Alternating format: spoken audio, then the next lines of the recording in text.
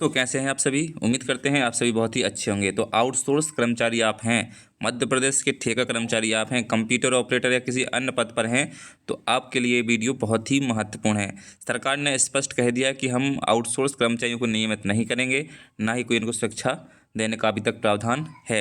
यानी आप जिस सरकार पर भरोसा कर रहे हैं वो सरकार स्पष्ट रूप से आपको जो है यूज एंड थ्रो का काम कर रही है। अब आपको देखना है, क्योंकि अभी जानते हैं आपके संघर्ष का टाइम चल रहा है और 2027 तक आउटसोर्स प्रथा खत्म करने के बाकायदा आदेश सरकार निकाल चुकी है। अब आगे आपको आना होगा। दूसरों के भरोसे बैठे रहेंगे तो कुछ आपका होने वाला नहीं है। पहले हम आपको खबर बताते देते हैं क्या खबर है पूरी और क्यों ऐसा हम कह रहे हैं। आप आज का दैनिक भास्कर का कोई भी अखबार, चाहे जिस जिले का, चाहे दतिया का हो, चाहे सीहोर का हो, चाहे छतरपुर का हो, चाहे भोपाल का हो, आप किसी भी जिले को उठा लीजिए, एक खबर आपको फ्रंट पेज पर देखने को मिल जाएगी। ये देखिएगा, आज की ये खबर है, 20 अगस्त है ना। ये देखिए, जिला और जनपद पंचायतों में 10 से 15 साल से काम कर रहे कंप्यूटर ऑपरेटरों को बहुत बड़ा झटका लगा है। जी हाँ दोस्तों, एक कंप्यूटर ऑपरेटर की बात नहीं है, ये पूरे आउटसोर्स वर्ग की पूरी बात है।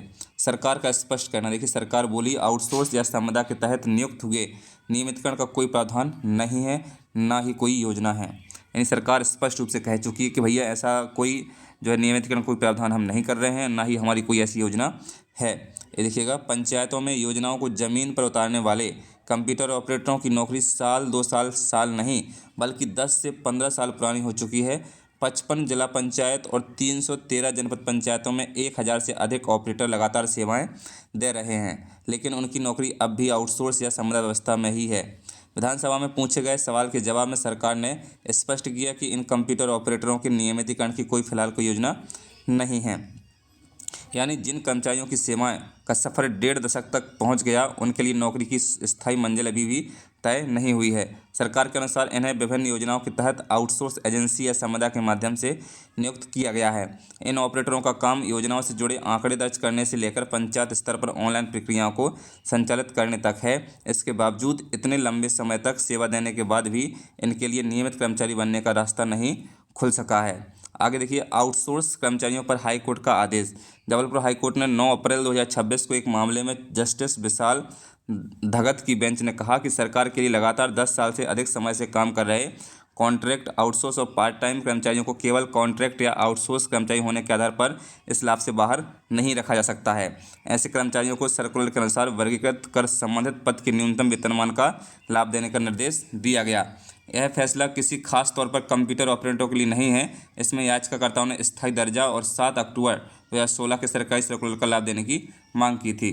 दोस्तों, यानी हाई कोर्ट पहले से कह चुका है कि जो कर्मचारी है, जो आउटसोर्स ठेका पार्ट टाइम कर्मचारी हैं, जो 10 साल से ज़्यादा काम करते करते इन्हें हो गया है, उन्हें आप स्थायी कीजिए, उन्हें जो पद उनका है उनका पद सुरक्षित कीजिए और उन्हें हर एक वो लाभ दीजिए जो सरकारी कर्मचारी को दिया जाता है। लेकिन हाई कोर्ट का आदेश भी सरकार मानने को तैयार नहीं है। आगे लिखा इसमें, प्रेरकों की सेवाएं भी नहीं होंगी बहाल। इधर पेशा एक्ट के अंतर्गत काम करने वाले प्रेरकों की सेवाएं भी बहाल करने सरकार ने इंकार कर दिया है। विधानसभा में पूछे गए एक प्रश्न के जवाब में सरकार ने बताया कि इन प्रेरकों के लिए आरजीएस संशोधित योजना 1 अप्रैल 2022 से 31 मार्च 26 तक प्रभावी थी। योजना की अवधि पूरी हो चुकी है, इसलिए इनको हम वापस नहीं रखेंगे।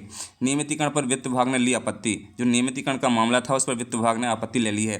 कंप्यूटर ऑपरेटर महासंघ लंबे समय से नियमितीकरण की मांग कर रहा है। संघ के प्रदेश अध्यक्ष कुलदीप भभूतिया ने बताया कि विभाग से मानदेय पाने वाले ऑपरेटरों के नियमितीकरण के लिए विभागीय स्तर पर फाइल चली थी। इसमें वित्त विभाग ने खजाने पर पड़ने वाले वित्तीय बोझ को लेकर आपत्ति दर्ज की, जिसके बाद फाइल आगे नहीं बढ़ सकी। संघ का कहना है कि ऑपरेटर लंबे समय से विभागीय कामकाज संभाल रहे हैं, इसके बावजूद उन्हें स्थायी कर्मचारी का दर्जा नहीं मिल पाया है। यानी आप जो है दोस्तों देख सकते हैं कि सरकार आपके पक्ष में 1% भी नहीं है। अब आपके सामने सिर्फ संघर्ष का रास्ता है। आप यदि चाहते हैं तो जिस प्रकार से जंतर मंतर से लेकर तमाम देश में आज आंदोलन चल रहे हैं और उन सभी की मांगें भी पूरी हो रही हैं, उसी प्रकार से यदि आप चाहते हैं कि आपका भविष्य सुरक्षित हो, आप जो है 62 वर्ष तक नौकरी करने के लायक बने, तो आपको भी अब घरों से निकलना होगा। दूसरों के भरोसे बैठेंगे तो बैठे ही रहेंगे, किसी काम के आप नहीं रहेंगे। तो ये बहुत ही महत्वपूर्ण अपडेट थी और ये हमारा काम है आपको बताना। और ये तमाम चीज़ें हम अपने फेसबुक पेज आउटसोर्स संवादा न्यूज़ पर उपलब्ध करवा देते हैं। चैनल को सब्सक्राइब कर लीजिए, पेज पर उसे फॉलो कर लीजिए। चलिए मिलते हैं नई वीडियो में नई अपडेट के साथ। इस खबर के बारे में आपकी क्या राय हमें कमेंट बॉक्स में ज़रूर बताइएगा। जय हिंद, जय भारत, टेक केयर।